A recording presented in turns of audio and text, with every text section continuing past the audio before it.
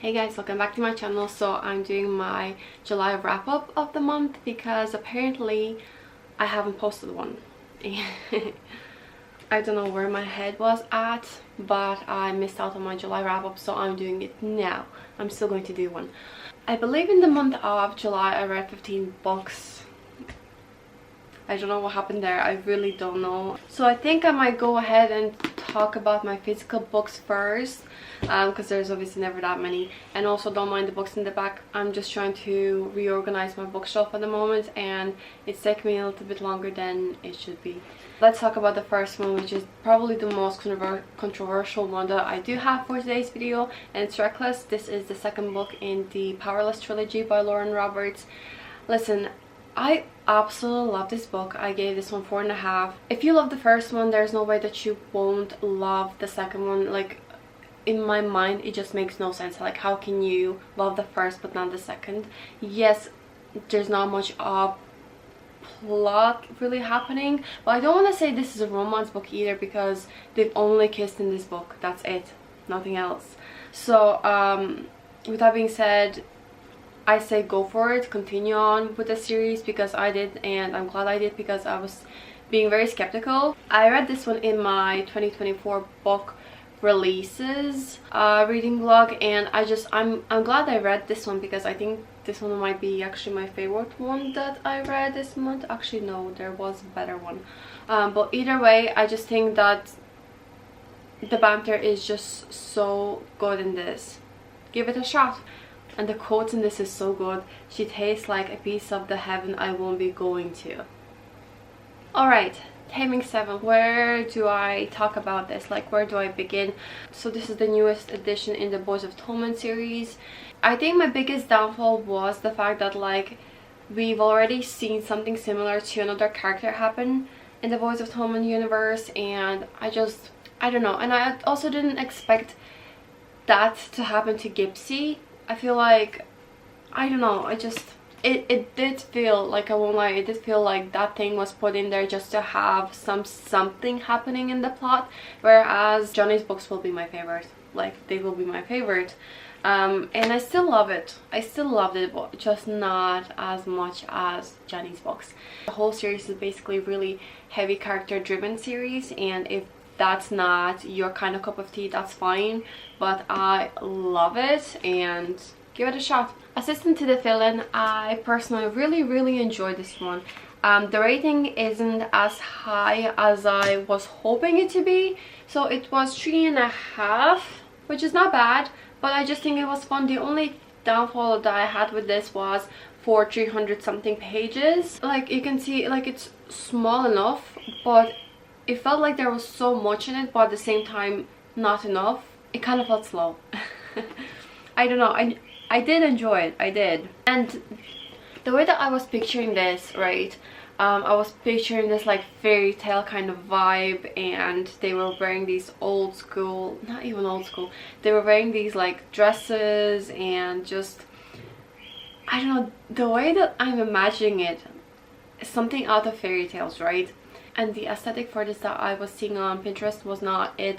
It was like very dark and gloomy kind of vibe. For me personally, in my head, I was seeing like this very sunny kind of like birds chirping, and just, I don't know, I was just seeing it totally different to what the Pinterest aesthetic was for it, if that makes sense. It's a cozy fantasy, so if that's not your kind of cup of tea, skip it, because it's literally what it is, Assistant to the Villain.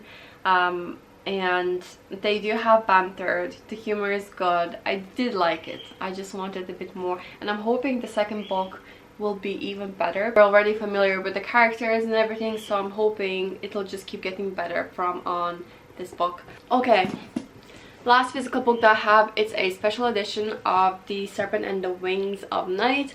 I personally absolutely love this one, and it was almost perfect in my mind, almost.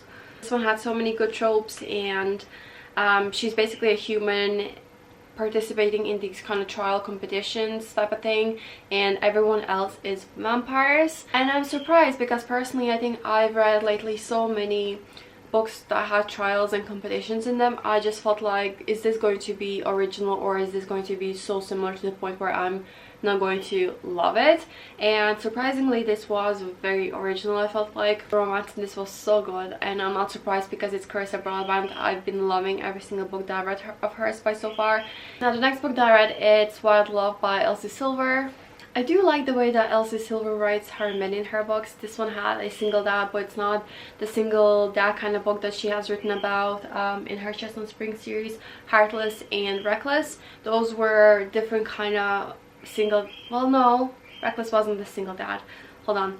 So it was different to Heartless in Chestnut Spring series, because that one was definitely like single dad. This one where the kid just shows up on his doorstep when she's like 12 years old and she's like, yeah, by the way, you're my dad. So it is a little bit different, and the kid is all grown up. The romance was good. The only thing is I felt like I wanted a bit more, and maybe because it's a new, not new universe, maybe it's because the fact that it's just you're getting to familiarize with all of these characters all over again, because Flawless wasn't my favorite in the series. I didn't see the hype with Chestnut Springs until I got to the second book in the series. So I'm hoping it'll just keep getting better and better with each book in the series. The next book that I read is I Know Who You Are by Alice Feeney, and listen, this was so good. I normally don't rate 5 stars thriller wise, like at all, like very rarely, where I find the plot twist so good and so mind-blowing where I'm like, oh my god, this definitely deserves 5 stars. Probably would have been a 4.75 because at some stage towards the middle I was like losing momentum and I was kind of getting lost of where is this going to go. But the plot twist was so shocking. At the beginning you really do get the Gone Girl vibe, so if you read that book and if you enjoyed it, you might like this one. Again, it is very disturbing, and I was also getting Stephen King vibe. Just it was good. It was so good, and I'm not surprised because I really have been enjoying a lot of Alice Feeney books. The next book that I read, it's Promises We're Meant to Keep by Monica Murphy, and it's part of the Lancaster Prep series, and I personally really enjoyed this series. I think it's like very bingeable kind of thing. I do think it's a bit more on the darker romance side of romances, because they're not very fluffy. The men are very kind of like this bad boy-esque vibe to them, if that makes sense. This one just wasn't my favorite because you get to know Wit, and so it's based on Wit's sister. And from what I saw in the first book, I personally didn't like it because she was very manipulative. She was very deceiving, lying kind of person, and it's just not my cup of tea. I don't like those kind of characters, especially for main characters. So with the romance that was happening in it, I guess she was redeemed to some sort of extent, but the whole thing with her mom, so she's basically like a copy of her mom, and her mom is like the villain basically in these books. And I don't know, they weren't my favorite in the series, but at the end of the day I did enjoy it, but it's not my favorite. Then I continued on with Scarlet, which is the third book in the series of Lunar Chronicles, I think, and I was told to keep going with the series, and I was just like, oh okay, I'll give it one more shot. And I'm glad that anyone out there enjoys the series. So it's a sci-fi series, young adult, and I don't like, there's just so many POVs, there's just so many, I feel like, characters to kind of follow, and I'm just getting so bored. I have one more book left in the series, and I'm just not sure if I should continue on, but I do kind of want to know how the book ends. But I know that there's gonna be another POV introduced, and I'm like, I don't know. I just feel like there's better sci-fi out there than this one. Sorry. And then I read Twisted Games and Twisted Hate. Okay, so it's book 2 and 3 in the Twisted series by Anna Wang, and I've talked about it before. I really don't understand the hype with these books. Personally, I think it's just everything happens in these books too quickly. The romance happens way too fast. Twisted Games, I felt like, was a little bit more believable because he was her bodyguard and she's the princess of wherever she was the princess of. I did like that one. I feel like a little bit more, maybe no, I don't know, that's the thing. I find it so hard to choose which one I prefer out of the three books that I've read so far in the series, out of the 4, because in Twisted Hate it's enemies to lovers, and it did feel true to enemies to lovers, because so many books always go with, oh, they're enemies to lovers. No, they're not. They're really not. And this one really did feel like it until they got together way too fast, and I'm like, no. As soon as couple gets together in books, I'm like, I don't want to even read about them anymore, like unless I'm invested in the book. And I feel like that's my downfall with the series personally. Maybe it wasn't the right book at the right time kind of thing.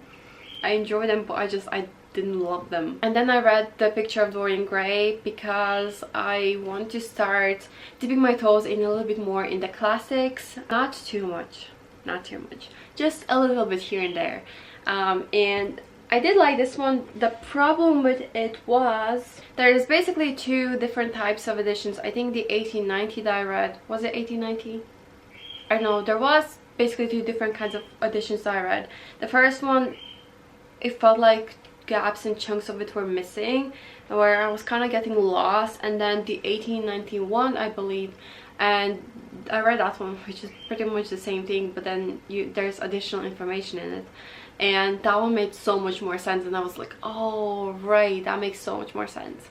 So if you are thinking of reading The Picture of Dorian Gray, don't make the same mistake that I did, because I had to read the book pretty much twice. And I did like it. I thought it was interesting because I have heard of The Picture of the Dorian Gray, but I never really understood the fact that it's about corruption, it's about vanity, it's about morality. There's a good few things in there where I was just like, okay, this is good.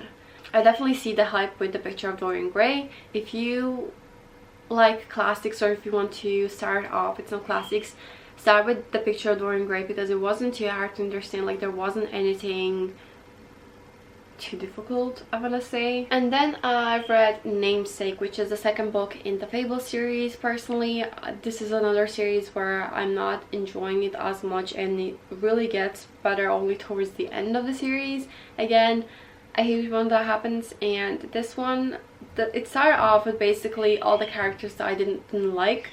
The romance in this, you were getting tiny crumbs here and there. Again, personally, wasn't my favorite series I've read so far, and I'm just not sure if I want to continue on with the series, even though I have like 1 more book left. Only for You Only by Monica Murphy. And so far, all the books that I had read by her, I've enjoyed, right?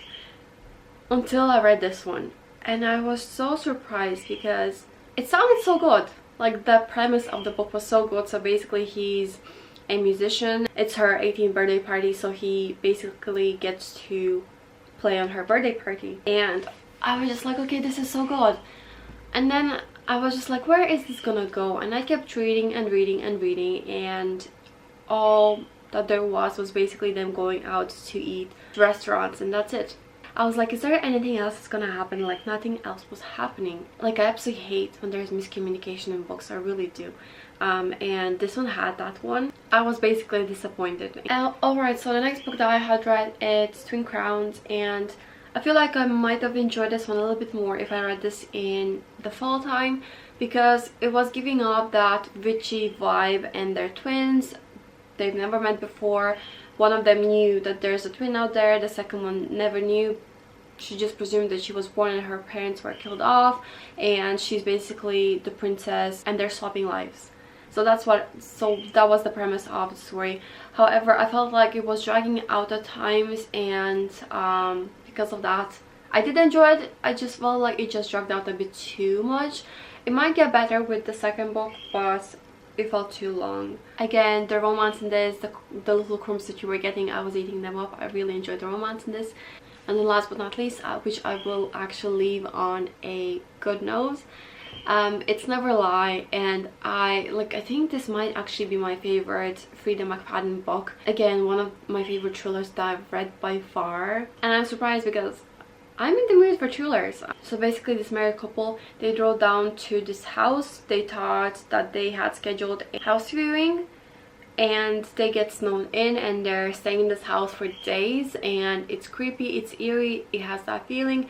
And the person who used to live in the house is basically a psychologist, and so she has this whole room with tapes, how it relates to everything. You get to see who has a secret agenda, what's gonna happen, and I was at the edge of my seat, and the plot twist I did not see coming. Yeah, I really enjoyed this one, and I highly recommend, because it's definitely very fast-paced, and those are my favorite kind of thrillers. Alright, so that's all the 15 books that I had read in the month of July. Sorry for the late upload, but yeah, I just slipped my mind. Again, thank you so much for watching, and I will see you in my next one. Bye.